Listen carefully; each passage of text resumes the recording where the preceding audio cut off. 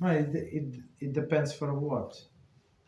Because is some confusion. It's not very clear if the day start with the sunrise or in Arab time. So one more time. It depends for what. So for some things it start with a nightfall. For some things it start with um, with a sunrise. So for example, Torah study and all of this, it starts with a sunrise. That's when we say new blessings on a Torah study. You understand? So and all other things, they start at night. Most of the things I would say start at night, but some of them start during the day. So there's no. If you have a specific example, we can look at it like. I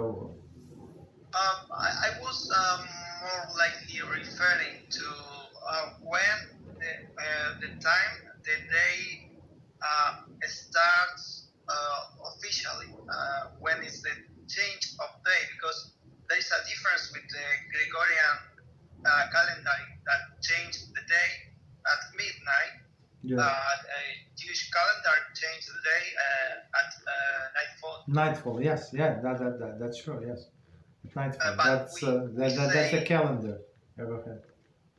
But we say the day changed, but in the Jewish calendar we say the day changed, but the day has ended and the new day started, but it's still dark. So that's not very clear.